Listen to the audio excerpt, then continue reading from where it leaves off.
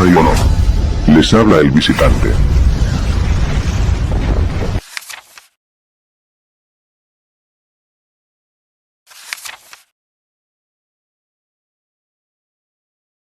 Libro segundo. La carta de Bericena Vilca. 18º día. En el año 1118, al fin, los 9 golem hallaron la clave del templo de Salomón con la aprobación de la Fraternidad Blanca. Son 3 sacerdotes iniciados, encargados de localizar las tablas de la ley, y 6 caballeros de custodia. Uno de los iniciados es el conde Hugo de Champaña, en cuyas tierras se ha instalado el cister, quien es pariente del rey Balduino de Jerusalén y allana sin dificultades la ocupación del sitio solicitado. Es el emplazamiento tradicional del templo de Salomón. Su residencia por varios años en ese lugar le significaría el nombre de caballeros del Temple que adoptaron después, aunque ellos preferían llamarse únicos guardianes del templo de Salomón. Finalmente, tras mucho buscar, meditar, reflexionar y comprender la naturaleza del secreto, y contar también con la ayuda de los ángeles de la Fraternidad Blanca, los templarios estuvieron en condiciones de encontrar el arca. Y cuando el secreto llegó a sus manos, y se preparaban para escoltarla a Europa, se les unieron Vera y Birsa, los mismos inmortales que asesinaron a las brayas de la casa de Tarsis. Desde Chanchambalá, la Fraternidad Blanca enviaba a Vera y Birsa para acompañar el transporte del arca hasta Claraval y asegurarse de que ésta llegase sin problemas. Una vez allí, intentarían apoderarse de la espada sabia y ajustar las cuentas pendientes con la casa de Tarsis. Suspenderé por un momento el relato de las consecuencias que esa nueva aparición de los inmortales tendría para los señores de Tarsis. Lo más importante ahora es destacar que en el año 1128, el arca está instalada en Claraval, en poder de los más altos dignatarios de la sinagoga y de la iglesia Goren, en el corazón del Colegio de los Constructores de Templos. De esta manera se desarrolló el segundo movimiento. El resultado triunfal de ambos movimientos motivó a los Golem para actuar de inmediato con el tercero. Se encuentran en la Champaña los 6 caballeros que han transportado el arca, junto a Vera y Birsa que aún permanecen en Claraval instruyendo al Colegio de Constructores, y se conviene en constituirlos en orden de caballería. Con ese secreto fin, San Bernardo convoca en 1128 un concilio en Troyes, en la región de Champaña, a la que asisten en su totalidad clérigos benedictinos y cistercienses, obispos, abades y priores de todos los monasterios de la orden, que vienen conscientes de la importancia del evento y desean observar de cerca a los terribles inmortales Vera y Birsa que también estarán presentes. En el concilio de Troyes se aprueba la formación de la Orden del Temple y se encomienda a San Bernardo la redacción de su regla. Será esta una regla monástica, básicamente cisterciense pero completada con normas y disposiciones que regulan la vida militar, al frente de la orden. Estará un gran maestre, que dependerá solo del Papa. La misión de la orden consistirá en formar un ejército de caballeros para luchar en Oriente y en España contra los sarracenos. En Occidente, la orden poseerá propiedades aptas para practicar la vida monástica y ofrecer instrucción militar. La orden del Temple estará autorizada para recibir toda clase de donaciones, pero los caballeros deberán observar el voto de pobreza, etc. Durante el resto del siglo XII, la orden crece en todo sentido y se constituye en el siglo XIII, en un verdadero poder económico y militar sujeto solo, y hasta cierto punto, a la autoridad de la Iglesia. Puesto que el objetivo oculto de las cruzadas era conseguir el arca de la alianza de Jehová Satanás con el pueblo elegido, y tal objetivo ya se había logrado, es evidente que el mantenimiento de la guerra santa no tenía otro fin más que fortalecer a la orden del Temple y a la Iglesia. Las siguientes cruzadas, en efecto, permitían a los papas demostrar su poder sobre los reyes y nobles, y al orden del Temple acrecentar sus riquezas. Así, el papado alcanzaba su más alto grado de prestigio y podía convocar a los reyes de Francia, Inglaterra o Alemania, para cruzarse, por Cristo, nuestro Señor, y, con suerte, hasta lograba eliminar algún potencial enemigo de sus planes de hegemonía europea, por ejemplo como el emperador Federico Barbarroja, que jamás regresó de la Tercera Cruzada. Y, mientras continuaba la guerra y el ejército de Oriente se perfeccionaba profesionalmente y se tornaba indispensable en todas las operaciones, la orden iba construyendo una formidable infraestructura económica y financiera. Se decía que aquel poder servía para sostener la cruzada de los caballeros templarios, pero, en realidad, se estaba asistiendo a la fundación de la sinarquía financiera.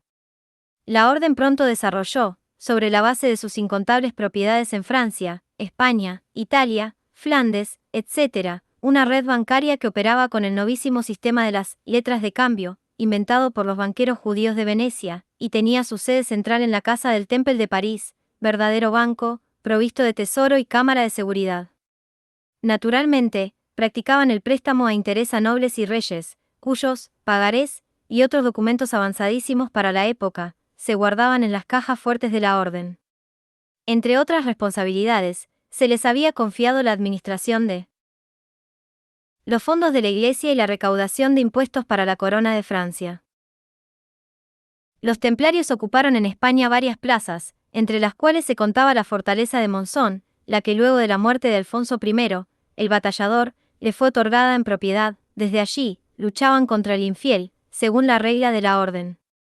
Aquella fortaleza se encontraba en Huesca, a orillas del río Cinca, entonces reino de Aragón, y hacia allí se dirigieron Vera y Birsa, luego del concilio de Troyes, acompañados por un importante séquito de monjes cistercienses.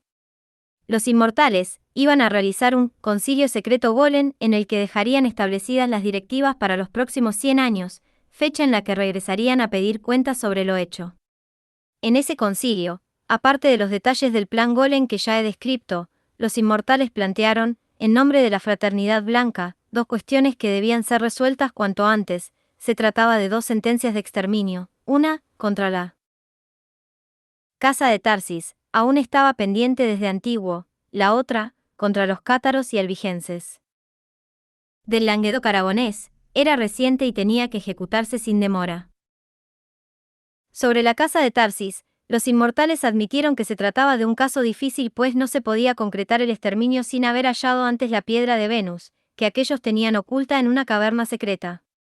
Con el fin de conseguir la confesión de la clave para encontrar la entrada secreta, Vera y Birsa decidieron atacar esta vez a los miembros de la familia que habitaban la cercana ciudad de Zaragoza. Se trataba de 3 personas, el obispo de Zaragoza, Lupo de Tarsis, su hermana viuda, Llamadura, que vivía junto a él en el obispado y se encargaba de los asuntos domésticos, Lamia de Tarsis, y el hijo de esta, un joven novicio de 15 años llamado Rabas. Los 3 fueron secuestrados y conducidos a Monzón, donde se los encerró en una mazmorra mientras se preparaban los instrumentos de tortura. Comenzaron por el anciano Lupo, al que atormentaron salvajemente sin conseguir que soltase una palabra sobre la caverna secreta. Finalmente, y aunque tenía la mayoría de los huesos quebrados, Lupo de Tarsis expiró como el señor que era, riendo con sorna frente a la impotencia de sus asesinos. Con la mujer y su hijo, los Golen emplearon otra táctica, considerando que estos ya estarían bastante atemorizados por los gritos del obispo. Prepararon un escenario conveniente para extorsionar al joven Rabas con la amenaza de someter a su madre al mismo tormento degradante que había cortado la vida de Lupo de Tarsis. Extendieron, pues, a Lamia sobre la mesa de tortura y comenzaron a estirar sus miembros, arrancándole aterradores gritos de dolor.